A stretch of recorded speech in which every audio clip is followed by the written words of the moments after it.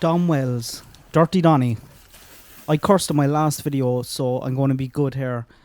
It is tough though, because Don is a piece of shit.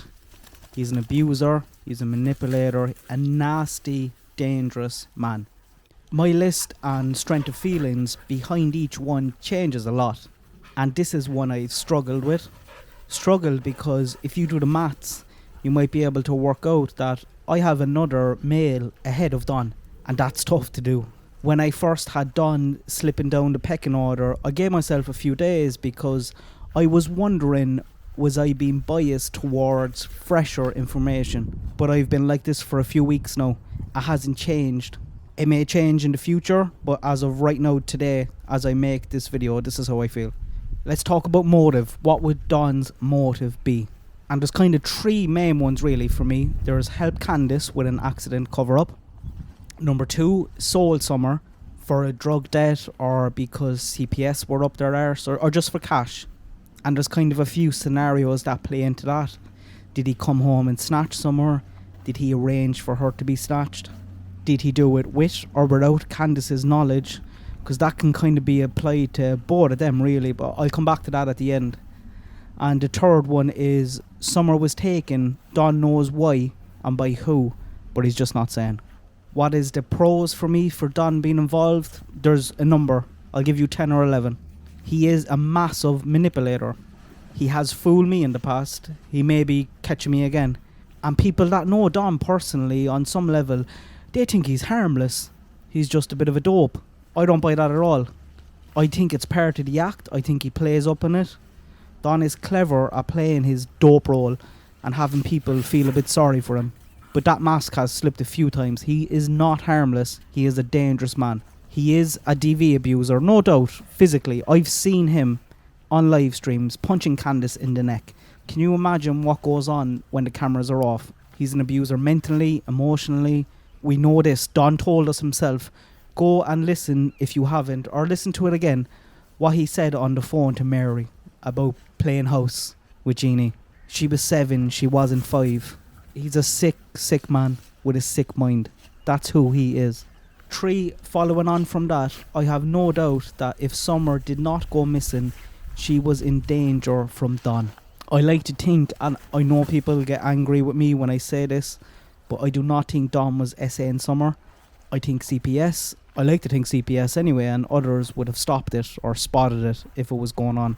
Ali, Candace, Grandma Candace, all shut this down, even though they're very willing to throw Don under the bus for anything. And I think if they thought it was happening, they would have been the ones suggesting it, not kind of knocking it down. But the thing is, with Don, given his history and the way he thinks, he was obsessed with someone snatching Summer for SA because I think he knows how these people think because he is one of them. And I do believe he would have gone on to SA in Summer.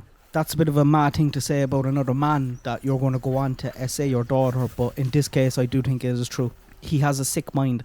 And speaking of that sick mind, this whole religious act that Don puts on, good old Pastor Don, we know that's a front. But we see in many cases, and with many criminals, they know they're sick. Don knows he's sick. He knows he's a sick mind. He's the one who has these thoughts. And I think religion is his way of dealing with it, or his way of disassociating himself from it. Because in Don's mind, it's not Don having these sick thoughts or urges. It's the devil. It's the devil speaking through him or acting through him. He's not responsible. The devil is, that sort of thing. I believe that that's how Don uses religion, and that's the comfort he gets from it. Number 5, letting his kids smoke weed. I believe Dudley when he told us about this happening at work. I think other people have come out also and said it, and there's no excuse for it. They're kids, their brains are underdeveloped. Weed and underdeveloped brains, not a good mix. But what's going on here? Has Don lost complete control over his children? At what point are you like, oh it's okay, he's 11, let him off? It's just crazy, and it makes you wonder what all the kids really on Ben Hill Road, what they were exposed to at such a young age when it comes to drug and sex. I don't think they're being protected or were protected or shielded from much. Number 6, he has absolutely no respect for Candace or the kids. Drug binges, bringing hookers home, all that sort of thing. Number 7, he's been to places where kids are sold. I assume it's a drug house, whore house, something like that. But God knows where Don has been and the people he knows. They're not good places anyway, and not good people. Number 8, and there's a lot of things here really, his behaviour since Summer went missing. I could go on here for ages. Coming home, going to the shed immediately, saying that he knew straight away Summer was gone. Why? How would you know that? It's just very odd. The past tense, I don't read too much into that, but it's a lot from very early on, almost immediately. He was very negative, talking about dungeons, seeing her in the resurrection. He did another interview where he talked about the person who took Summer doesn't deserve to go to jail. Like, what the hell?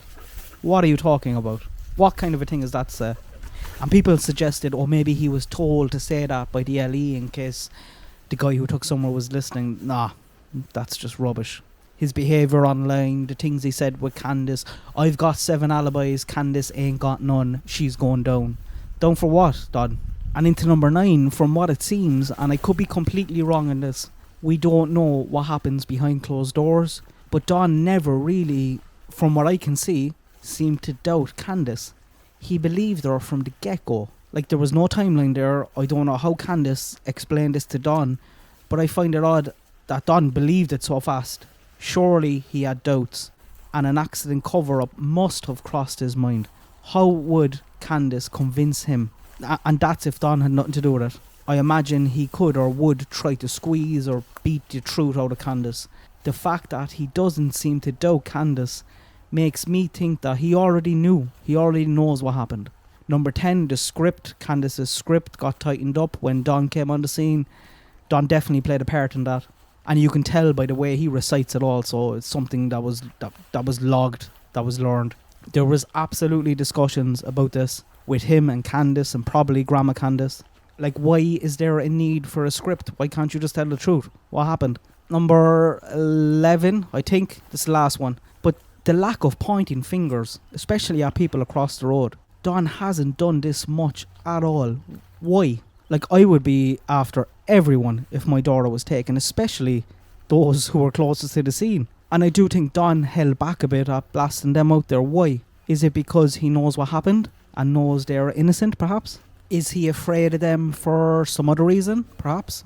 So there is a lot of things there that could play into the motives that I outlined. Drug debts, pissed off the wrong people, hiding things from CPS, selling Summer as a temporary transaction, or he would be up for covering up an accident, I would imagine. And it's really easy to look at Don and his behaviour and who he is as a person and say, yep, you're definitely involved, you must be. But I anyway, have some issues with it. The main one, obviously, being Don seemed to alibi out. He has alibis. He has his car. He has his GPS on that. He has his phone. I assume TBI went to where he worked and got another few alibis there. Probably would have been spotted on camera at some stage driving home. Like, they went through reams and reams of data and they're no further forward. I'm not saying it's impossible that Don left at 3 p.m, left his phone there, took a different car, but he still would have to have some sort of communication with Candice. And if they checked all the devices and all the data and there's nothing there, there's a lot of moving parts there, and I struggle to see it. Number 2, kind of against it, is people that know Don and know Summer and seen them interact say that Summer was the apple of his eye. He adored her. Nobody has come out to say that Don would ever strike or hit Summer. They did say that he would give the boys a clout every now and again. Probably not as much as Candice in public, but never Summer. Jose did tell us that he seen Don find Summer at the end of the road and was spanking her on the bum as he was bringing her back up home, but I'm not sure I believe this. Is Don going to sell Summer for a bit of cash? The apple of his eye? Not so sure. Number 3, he kept the circus going. He's the one that fueled and kept the YouTube circus going. If you were involved and this case got as big as it did, you might want to shut it down a bit. Not Don Wells. He believed that social media and YouTube could help, and he was jumping on chats and taking calls to beat the band. If involved, you might want eyes away, not on it. Number 3 or 4, I lost count, but he seemed to pass his interrogation and the polygraph, no problem. I assume the biggest interrogation he got was directly after that polygraph, and if you go back and listen to Don talking about that, he's a dope. He is a bit of a dope. The way he talks about, oh yeah, just tell the truth and you've nothing to worry about. He full on, it seems, believes in polygraphs and believes that they work. But I do think he breezed it. I think that was a doddle to him. I think the interrogation after was easy to him. I think the investigators were left scratching their heads after that. And that goes into number 4. There's no evidence. He's a strong alibi. 7 alibis. No data from his phone. No data from the car or anything like that, or communications with Candace that we know of. That goes into the next one. Is Don clever enough to commit the perfect crime? He is a bit of a dope. Not as much of a dope as he likes to pretend, but I don't think he's clever enough to do this and get away with it. And number 6, the last one, which I find strong as well, is Candace or Grandma Candace would have thrown Don under the bus if they were involved in something together. The out was there for Candace, especially when he went to jail. And like, I've given 10, 11 pros there and 6 cons. Which of those do you think is stronger in the disappearance of Summer Wells? I'm inclined to go with the cons. Because of the alibi, because of the lack of data evidence that TBI have told us. And again, if it's something Dom would have arranged, it's highly unlikely that Candace was out of the loop on that. They were in on it together. And I do think Candace and Grandma Candace would happily throw Don under the bus if they thought there was a chance. And especially when Don went to jail.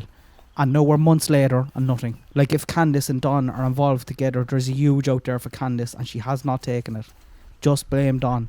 Say it was his idea. Say he made you do it. The boys are gone. They're not coming back. You've nothing to lose anymore. Just tell us. But maybe Candace didn't do that because she can't. Because Don is not involved. He was at work. I don't know.